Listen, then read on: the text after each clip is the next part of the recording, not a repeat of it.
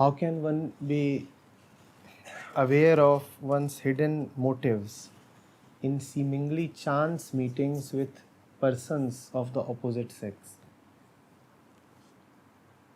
Meetings, events are by chance, but the motive is not by chance. The events are sporadic, episodic, but the motive is a continuity, a permanent presence. It is like a hungry beast prowling about. Whether or not would it meet a lamb or a deer or a rabbit is a matter of chance. But the beast's intentions are not a matter of chance. The intention is permanently there during the prowl. The eyes are full of that intention. Now, whether or not that intention gets fructified is another matter. It depends on whether the chance meeting takes place, and it depends on whether the object that you meet is prepared to be a victim of that chance. But the intention is always there. That intention will keep showing up in every action that we do. Not only in the meetings, even before the meeting.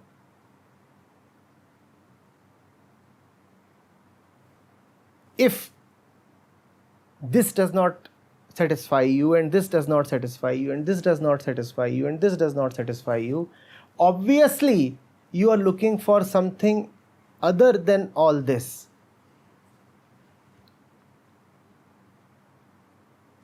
So even if a person of opposite gender is not available, you have sufficient ground to know what you are looking for. Nothing else seems to quench your thirst. Nothing else fills up your mind.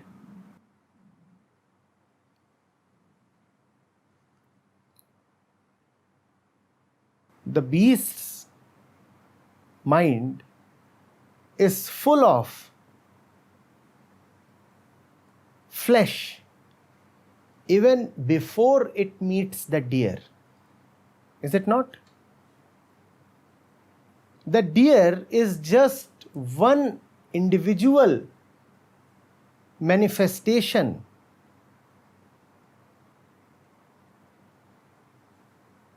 of the broad category of animals having flesh, right?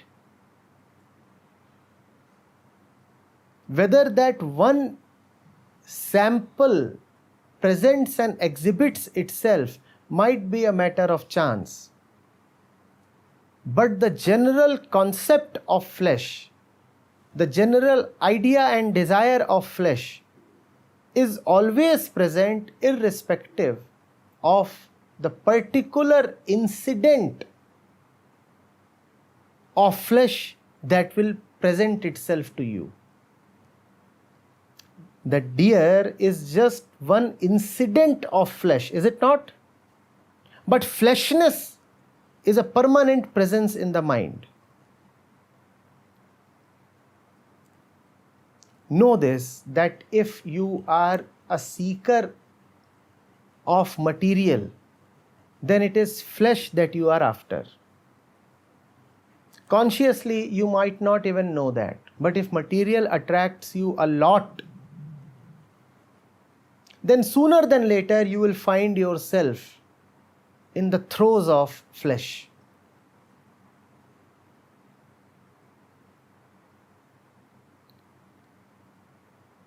Are you getting it? You might just say, well, no, I'm not looking for flesh, I'm looking for money. I'm looking for material success. I'm looking to have another factory. I'm looking to have a bigger house with better furniture.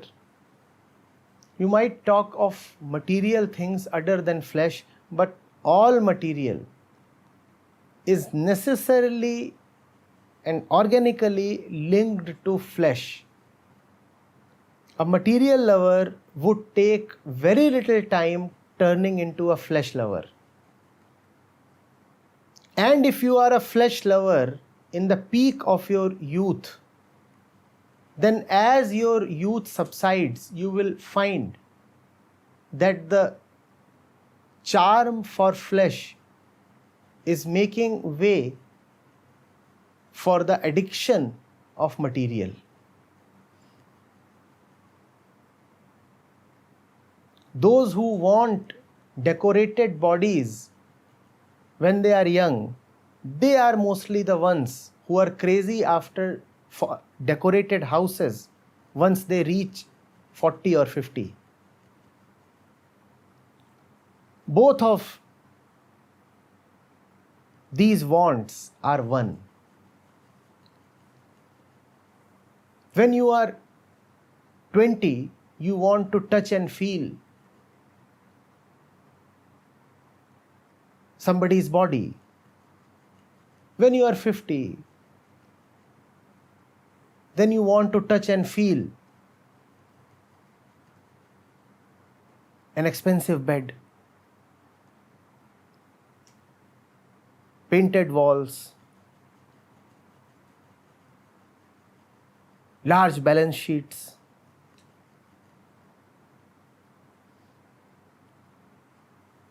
cars with expensive leather seats. What do you think? Is the tendency different when you are caressing the silken body of your beloved and when you are feeling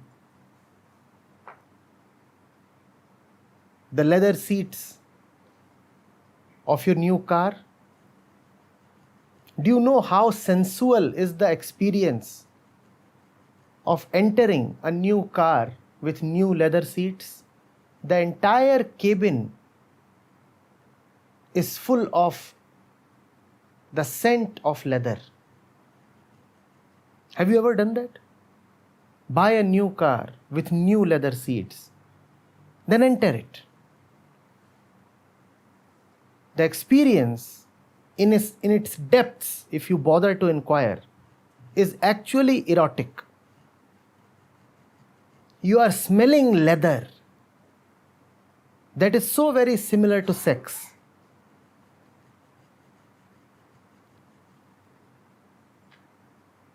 So you do not need to wait for your encounters with women to know whether or not you are sexually motivated. Just see whether leather seats attract you. Just see whether furniture and garments and carpets and upholstery and wall hangings and curtains and sofa sets attract you. Just see whether you are fascinated by the glids and the decoration and the jazz of a 5-star hotel. What do you think that 5-star hotel is? It actually represents the glamour of the body. It is decorated like a bride.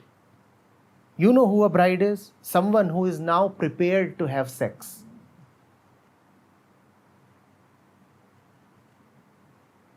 That is how finely, heavily, and distastefully decorated a 5-star hotel is. Like a bride. So if you love to be in those places, you must know that sooner than later, you would be chasing women. That is why when dropping happens, then both these things get dropped parallelly.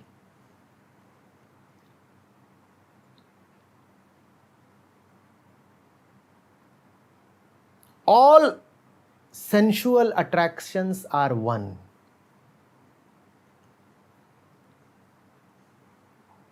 If you have lost the taste for flesh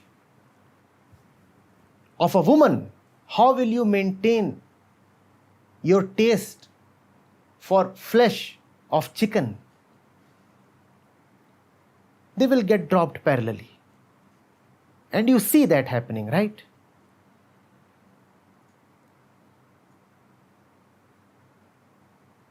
That is real renunciation. Real renunciation does not consist of targeted dropping. It is a spontaneous dropping of that within you that used to stick around. It was so hungry, it wanted to consume all kinds of things. It wanted to consume chicken, it wanted to consume leather, it wanted to consume decoration, it wanted to consume prestige, and it wanted to consume man and woman.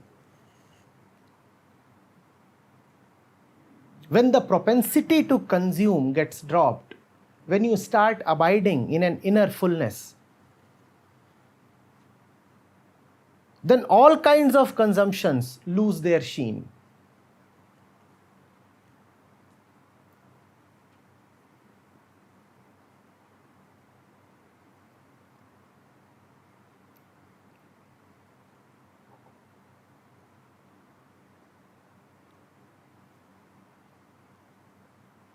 Situations that titillate will not attract you.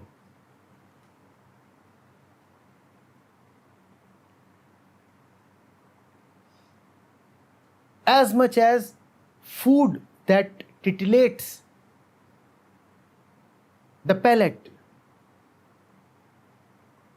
will cease to attract you.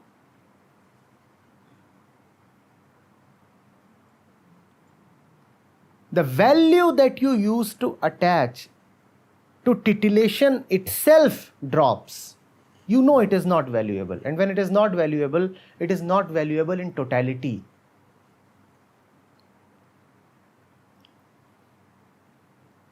It is not without reason. When you call a new car as sexy, it is indeed nothing but sexy. And those who are designing the car take all pains to actually make it sexy. Sexy is not just a euphemism. It is the reality of the design of the car. So many products are actually modeled on female bodies. And so many products are actually modeled after the phallus. The curves of an attractive car are not very different from the curves of a seductive woman. That is why you call the car as sexy. The gleam, the shine that you see on the face of an ornamented woman who has taken all due care to coat and paint and polish and shine her face is not very different from the coat and paint and shine that you see on the surface of a consumer product. It could be a refrigerator. It could be the wall of a house. It could be a historical monument. It could be a computer. The shine is similar. When you lose your taste for shiny stuff, then all these products, objects drops simultaneously, because now you do not value the shine itself. You value something else that is real, something else that is more life-giving, something else that is actually good for you and the entire universe.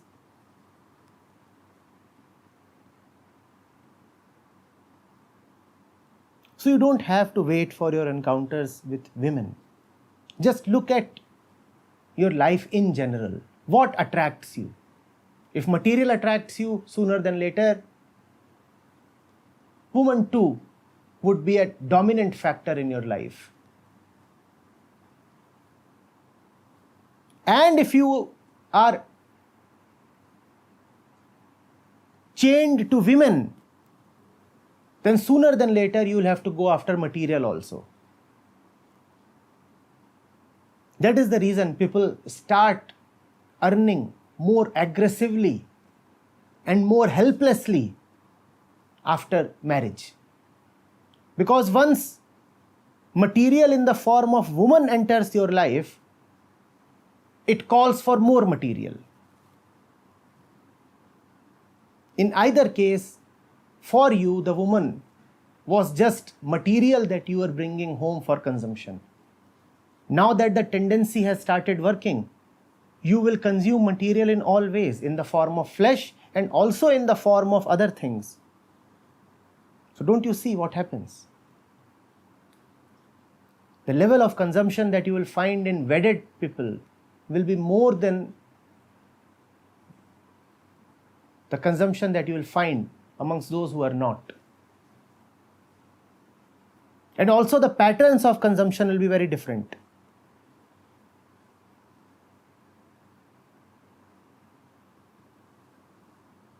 Are you getting it? Even to consume, you require more consumption.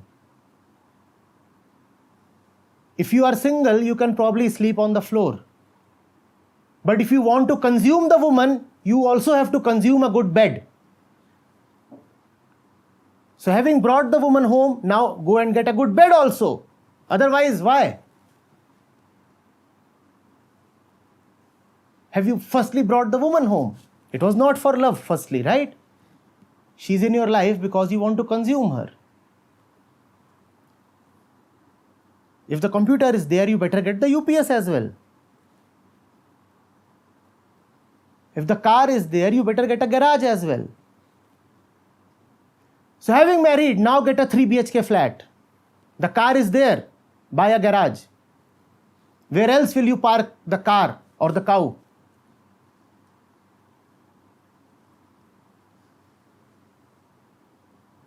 Ask yourself, would you be equally anxious to buy a flat if you didn't have that flesh in your life? Consumption promotes further consumption. So if you are already addicted to one form of consumption, know that many other forms of consumption are just waiting to leap into your life. You cannot avoid them.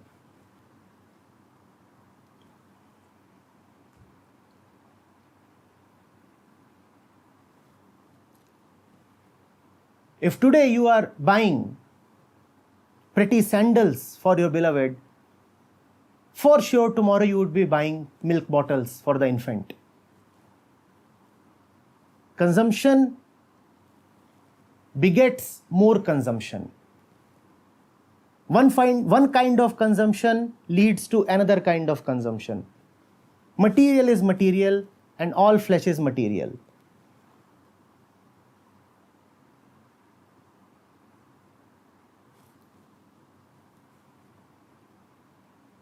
If today you are spending on your wedding, tomorrow is it not certain that you would be spending on childbirth?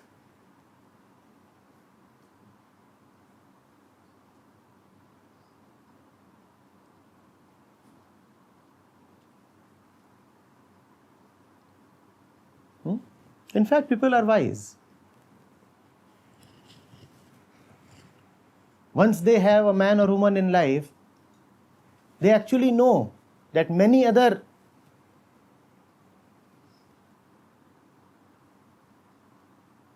Little persons are now going to enter life, so they plan in advance. Let's have a house that has 2 spare rooms. Chunnu and Munnu are already there, they are just invisible. They are right now in their subtle forms. Very soon they will take gross form and come. We all are very spiritual people fundamentally, you see. We know how the subtle manifests itself into the gross. At the time of wedding, Chunnu and Munnu are both the unmanifest, the great, unseen, invisible. Very soon they will become manifest. They will take avatar. So you better have temples for them in advance. So 2 spare rooms are already there.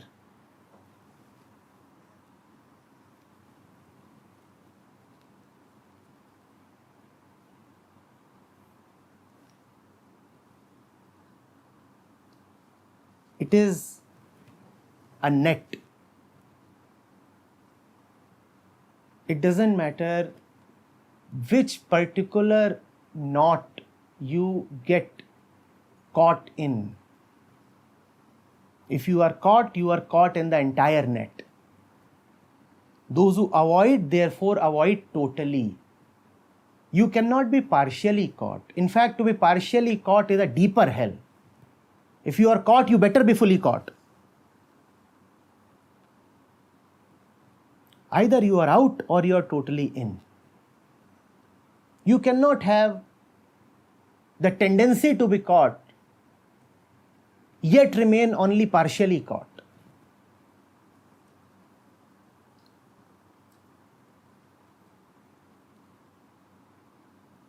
It will be a matter of time.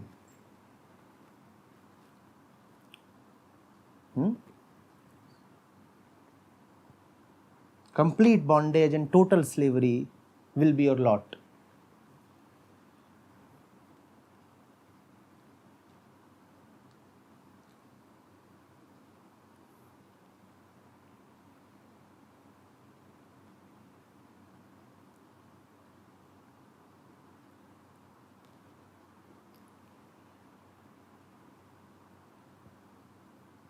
Do not try to be free of particular objects.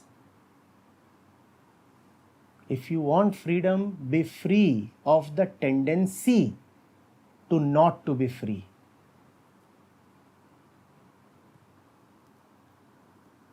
Trying for freedom from certain objects is like trying to ward off infections when your real problem is lack of immunity. How many pathogens, how many bacteria and viruses would you keep away? Sooner than later, someday, something, someone will penetrate. Your defenses are not that foolproof.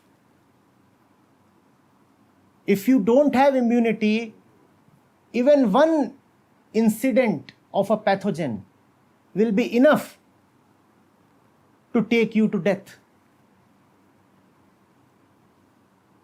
So when your problem is lack of immunity, do not fight outwards. Take care of the inside.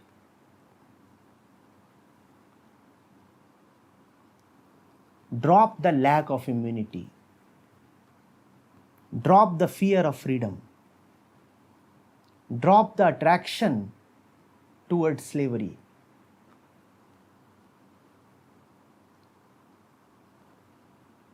Are you getting it?